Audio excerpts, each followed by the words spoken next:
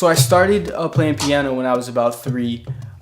So music has been in my life for a really long time. My grandfather was a concert pianist, so I picked up some things from him. Very into jazz. He actually teaches a music program on the west side of Chicago, and I've been involved in that for over probably 6 years. And that's probably been a really big part of me learning different things about performances, production, different things that go along like that. So that's really where my background in music stems from, playing music as a kid, being involved with bands at school, and just learning piano, going from 3 years old to about 7th grade and taking professional lessons.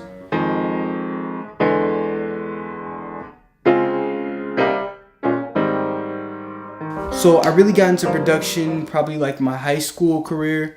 I got the Mbox package for Christmas, which is a package that comes with all the recording equipment you need. You get the Pro Tools program, you get 2 subwoof speakers, the interface, all the cords, and a mic. So I was just having a field day with that. I started listening to a lot of like R&B, new age hip hop, I guess, and I mean that's kind of some of the things that really inspired me.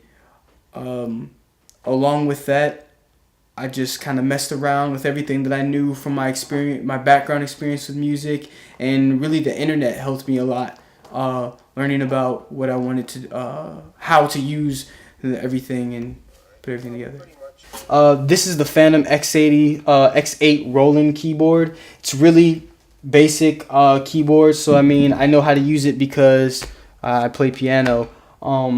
If there's anything really that I learned from this, is just all the different sounds, and mostly learned that from experimenting around, figuring out how to do things, messing with these buttons and the different levels. I never really looked at a manual or anything to learn how to do that. Mostly just experimenting, playing around, and use my background in music to really learn how to use this keyboard and integrate it into recording.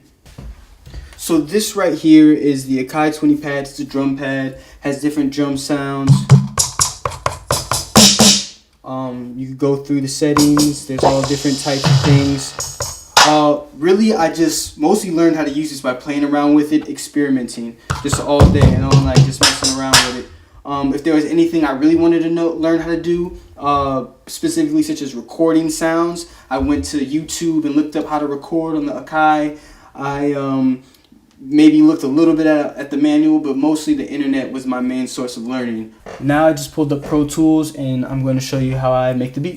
So the first thing when I sit down and make a beat, and after I get inspired and I kind of get the idea of what I want to do, the first thing I want to do is make a click track of the tempo.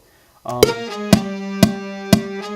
can hear that I've already set the tempo to where I want to go. So once I have this tempo set, after that I just build my instruments around this tempo. To do this, I have to actually go into edit, go to track, new track. This creates tracks that you're able to record in, like instruments and audio. To go back to track and to go to create click track. This allows you to obviously make another track. And you set the tempo. You set the tempo right here by setting it to how fast or slow you want. You can use the arrows. And to actually learn this by going on YouTube and typing in how to set tempos for Pro Tools 8. And then it breaks it down there for you, how to use it, and everything of that nature. Wow. Boom, you've got your tempo. So after making the click track, the next thing I did in particular for this song was to make a track for my horns. I made the track from the horns by using the keyboard, setting it to the synth horns, and recording it on the computer. The sound goes through the interface, recorded on the interface onto the Pro Tools program, and that step is repeated for each instrument that I use. Now I have everything recorded. As you can see, each track has a drum or some sort of ad-lib sound or keyboard or horn, and this is the final product.